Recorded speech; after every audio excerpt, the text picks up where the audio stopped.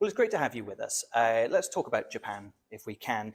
Japan plans to issue a pioneering sovereign transition bond, which I think could be a crucial move in establishing, I guess, global investor confidence in their alignment with net zero goals. Let's talk about your sort of opinion on this. How do you feel about Japan's transition plans, and what sort of challenges do you anticipate?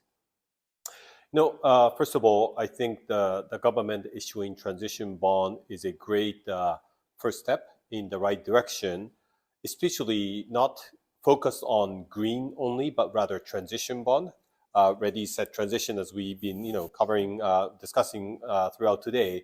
That's exactly what I believe Japan or the rest of Asia and all other emerging economies, we all have to go through because it's all about transition. Of course, financing or investment in green, taxonomy aligned, 1.5 degrees aligned activities, they're very important, no doubt about it. But is that going to achieve, or would be able to achieve net zero world only by investing in green activities? That's not, unfortunately, that's not the case, right? And this is where government, banks like MUFG, but also investors, institutional investors, we all need to finance these brown or non-green sectors for the purpose of transition. So I believe the government issuing transition bond and allocating subsidies and other tax credit to all these high-emitting sectors, I believe that's a great sign of the commitment to allow the whole of economy transition. Yeah, and from my somewhat limited understanding, I appreciate this is probably an area you know a lot more than me, but from an outside view, it seems like there's a lot of motivation, I guess, in Japanese businesses to comply with the sort of technology roadmap set out by the government. So I think for me, that makes it quite a unique part of the investor relationship there. Do you think this could kind of create more scope for transition bonds and also private investors participating? Yeah, clearly. So first of all, the government led initiatives to develop what they call technology roadmap is a great initiative. Why?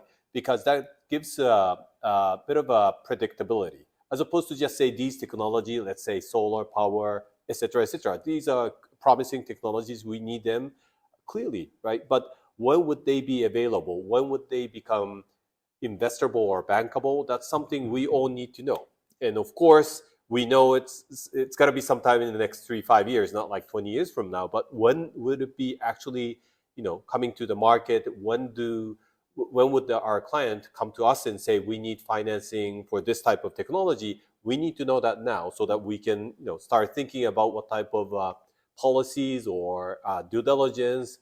All these work have to be done now for the purpose for us to be able to finance these technology, let's say 3 years, 5 years from now. So as opposed to, I know all the work, for example, EU has been undertaking, or here in the UK about taxonomy, all these are critical. But I think having this timeline will also help us to start thinking about what type of opportunity that you want to be engaged, and when would that be available. So all these will be critical for us to be able to kind of prepare for the future financing opportunities. Yeah, and I appreciate every nation has this conundrum at the moment where the aim is to move with both speed and ambition. Yep. Are there any sort of measures that you hope to see implemented from the Japanese government to kind of aid the process? Yeah, I think it's not just Japan, but in other developed but also emerging economies as well. All these technologies, let's say carbon capture or direct capture, all these technologies will be hopefully available, let's say 2030 or 2035. But when, as I said, would they become financeable? But what type of risks that exist today, for example, the innovation, development, technological development risks that we may not be able to bank today.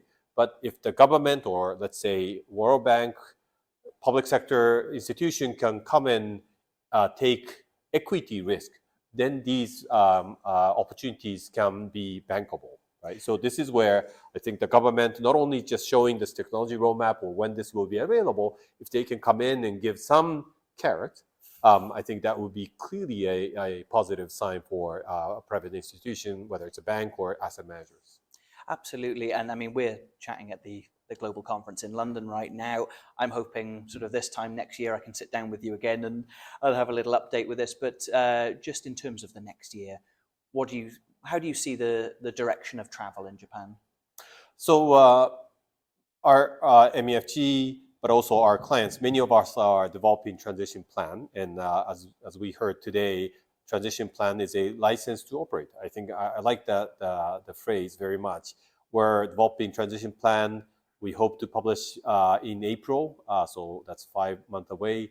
I believe, and by actually developing one and explaining to broader stakeholder, people will understand that we're not just talking about transition conceptually, but now they will, our stakeholder will be able to understand what do we actually mean by transition, when, how, what type of governance, what type of steps are we taking for the purpose of achieving net zero target, but also what type of risk management framework do we have. All this will be publicly available. Yeah.